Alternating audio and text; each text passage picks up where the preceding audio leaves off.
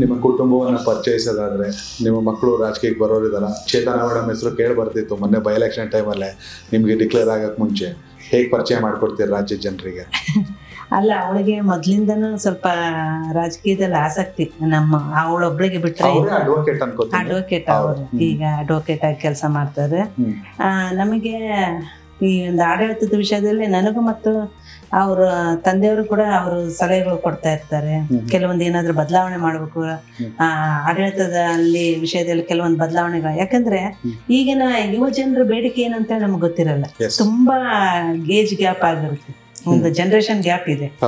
ಈಗಿನ ಯುವಕರು ಏನು ನಿರೀಕ್ಷೆ ಮಾಡ್ತಾ ಇದ್ರು ಒಬ್ಬ ರಾಜಕಾರಣಿಯಿಂದ, ಅವ್ರು ಏನು ನಮ್ಮಿಂದ ಬಯಸ್ತಾ ಇದ್ದಾರೆ ಅನ್ನೋದು ನಮ್ಗೆ ಗೊತ್ತಾಗಲ್ಲ. ಯಾಕಂದ್ರೆ ನಾವು ಒಂಥರ ಮನೆ ಯಜಮಾನರಾಗಿ ಒಂದು ಪ್ರಬುದ್ಧತೆಯಿಂದ ಆಲೋಚನೆ ಮಾಡ್ಬೇಕಾಗ್ತೈತಿ. ಹಂಗಂತಂದೇಳಿ ಬರೀ ನಮ್ಮ ಒಂದು ವಯೋಮಾನದವ್ರನ್ನೇ ನಾವು ತೃಪ್ತಿಪಡಿಸೋದಕ್ಕಾಗೋದಿಲ್ಲ. ಯುವಕರನ್ನು ಕೂಡ ಇವತ್ತು ನಾವು ನಮ್ಮ ಜೊತೆ ಕರ್ಕೊಂಡು ಹೋಗ್ಬೇಕಾಗಿದೆ. ಯಾಕಂದ್ರೆ ದೇಶ ಕಟ್ಟ ಕೆಲಸದಲ್ಲಿ ಯುವಕರು ಬೇಕಾಗ್ತಾರೆ. ಇವತ್ತು ಯುವತಿಯರು ಹಾಗೇನೆ ನಮ್ಮ ವಯೋಮಾನದವರು, ಅವ್ರಿಗೆ ಮಾರ್ಗದರ್ಶನ ಮಾಡಿಕೊಂಡು ನಾವು ಮುಂದೆ ಕರ್ಕೊಂಡು ಹೋಗ್ತಕ್ಕಂಥ ಜವಾಬ್ದಾರಿ ನಮ್ಮ ಮೇಲೆ. ಅವರ ಒಂದು ಯುವ ಜನಾಂಗದ ಪ್ರತಿನಿಧಿಯಾಗಿ ಅವಳು ನಮಗೆ ಸಲಹೆ ಕೊಡ್ತಿರ್ತಾರೆ. ಈಗಿನ ಯುವಕರ ಆದ್ಯತೆ ಇದೆ, ಅದಕ್ಕೆ ತಕ್ಕಂಗೆ ನೀವು ಯೋಜನೆಗಳು ಮಾಡ್ರಿ ಅಂತ ಅವರ ಆಗಿಲ್ಲ ಅಂದ್ರೆ ಜಗಳ ಮಾಡ್ತಾಳೆ.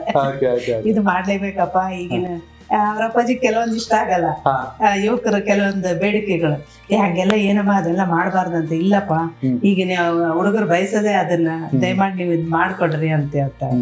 ಯಾಕಂದ್ರೆ ಅವ್ರ ಏಜ್ ಗ್ಯಾಪ್ ತುಂಬಾ ಇದೆ. ನಾನು ಹೇಳಿದ್ನಲ್ಲ, ಜನರೇಷನ್ ಗ್ಯಾಪ್ ಅಂತೇಳಿ. ಆವಾಗ ಒಪ್ಪಿಸ್ತಾಳೆ, ಈಗಿನ ಯುವಕರಿಗೆ ಇದೆಲ್ಲ ಬೇಕು, ಅದೆಲ್ಲ ಮಾಡ್ಕೊಡ್ರಿ ಅಂತಕ್ಕಂಥದ್ದು ಅಂತ ತುಂಬಾ ಸಲಹೆಗಳು ಕೊಡ್ತಾಳೆ. ಏನಾದ್ರೂ ಅಭಿವೃದ್ಧಿ ವಿಷಯದಲ್ಲಿ ಸಾಕಷ್ಟು ನಮ್ಗೆ ಅವಳು ಗೈಡ್ ಮಾಡ್ತಾಳೆ ಕೆಲವೊಂದ್ಸಲ. ಆಮೇಲೆ ಕಾನೂನು ಸಮಸ್ಯೆಗಳು ಏನಾದ್ರೂ ಇದ್ರೆ ಸ್ವತಃ ಅವಳು ಕಾನೂನು ಒಬ್ಬ ವಿದ್ಯಾರ್ಥಿ ಆಗಿರೋದ್ರಿಂದ ಈಗಾಗ್ಲೇ ಅವಳು ತನ್ನ ಇದು ವೃತ್ತಿ ಜೀವನ ಶುರು ಮಾಡಿದ್ದಾಳೆ. ಸಲಹೆಗಳು ಕೊಡ್ತಾಳೆ. ಸಕ್ರಿಯವಾಗಿ ರಾಜಕಾರಣಕ್ಕೆ ಬರೋಕೆ ಅವಳಿಗೆ ತುಂಬಾ ಇಷ್ಟ ಇದೆ. ನೋಡೋಣ ಮುಂದೆ ನಾವು 3 ಮಕ್ಕಳಿಗೆ ಕೂಡ ಅವ್ರ ಜೀವನದಲ್ಲಿ ಏನಾಗ್ಬೇಕಂತ ಅವ್ರಿಗೆ ಬಿಟ್ಬಿಟ್ಟಿದೀವಿ. ಒಂದು ಹಂತದವರೆಗೆ ಅವ್ರನ್ನ ತಂದು ನಿಲ್ಸಿದೀವಿ, ವಿದ್ಯಾಭ್ಯಾಸ ಕೊಡ್ಸಿದ್ವಿ, ಎಲ್ಲ ಅವ್ರಿಗೆ ಏನ್ ಬೇಕೋ ಅದೆಲ್ಲ ಮಾಡ್ಕೊಟ್ಟಿದ್ವಿ. ಮುಂದಿನ ಭವಿಷ್ಯ ಅವರು ರೂಪಿಸ್ಕೊಂಡು. ಮಗನ ಬಗ್ಗೆ ಹೇಳೋದಾದ್ರೆ ಖಂಡಿತ ನಮ್ದು ಇಷ್ಟೇನೆ. ನಾನು ಹೆಂಗೆ ಒಂದು ಗ್ರೌಂಡ್ ಲೆವೆಲ್ ಇಂದ ಇಲ್ಲೇ ಮಟ್ಟ ಬಂದಿದ್ದೀನಿ. ಸೊ ಆ ಒಂದು ಹಾದಿಗಳನ್ನ ನಾನು ಮಾದರಿಯಾಗಿ ಇಲ್ಲಡೆ ಬಾಲ್ಯ ಜೀವನದೆಲ್ಲ ಮಗನಿಗೆ ಹೇಳಿದ್ದೀನಿ. ಆ ನಿಟ್ಟಿನಲ್ಲಿ ಕೂಡ ಒಂದು ಯೋಚನೆ ಮಾಡ್ತಾ ಇದ್ದಾನೆ.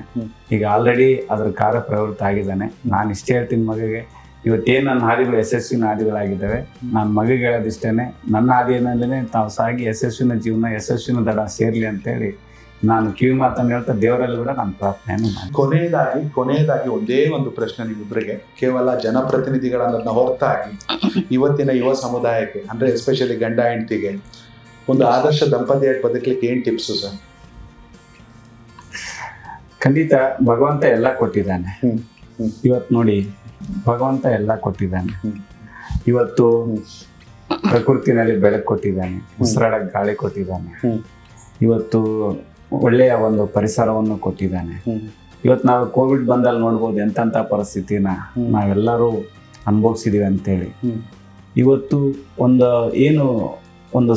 ಒಂದು ಸಾಹೃದಯ ಅಂದ್ರೆ ಒಂದು ಒಳ್ಳೆಯ ಒಂದು ಹೃದಯ ಇಟ್ಕೊಂಡು ನಾವೆಲ್ಲರೂ ಕೂಡ ಮುಂದಿನ ಗುರಿ